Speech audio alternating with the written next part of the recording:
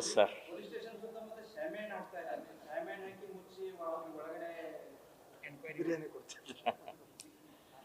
ಇಲ್ಲ ನೋಡಿ, police station ಸುತ್ತಲೂ ಶಾಮಿಯಾನ ಹಾಕುವಂಥದ್ದಂದ್ರೆ ಪೊಲೀಸರಿಗೆ ರಕ್ಷಣೆ ಇಲ್ಲ ಅಂತನೋ, ಪೊಲೀಸರಿಗೆ ಸುರಕ್ಷತೆ ಇಲ್ಲ ಅಂತನೋ, ಅಥವಾ ಪೊಲೀಸರು ಒಳಗಡೆ ಏನು ಬೇಕಾದ್ದು ಮಾಡ್ಬೋದು ಅಂತನ.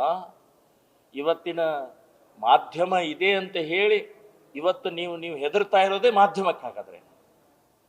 ಮಾಧ್ಯಮ ನಿಮ್ಮನ್ನು ಬಟ್ಟ ಬಯಲು ಮಾಡತ್ತೆ, ನಿಮ್ಮ ತಪ್ಪುಗಳನ್ನು ಹೇಳತ್ತೆ, ಒಳ್ಳೆಯದನ್ನು ಹೇಳತ್ತೆ. ನೀವು ತಪ್ಪು ಮಾಡದೇ ಇದ್ರೆ ಒಳ್ಳೆಯದನ್ನು ಹೇಳಿದಾಗ ನೀವು ಶಾಮ್ಯಾನ ಹಾಕಿಲ್ಲ.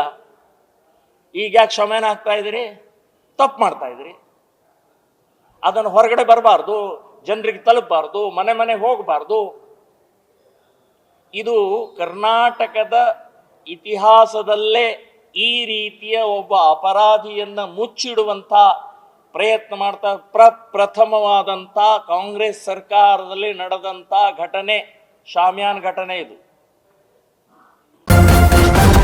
ನ್ಯೂಸ್ ಫಸ್ಟ್ ನಿರ್ಭೀತಿಯಿಂದ ನಿಮ್ಮ ಪರವಾಗಿ.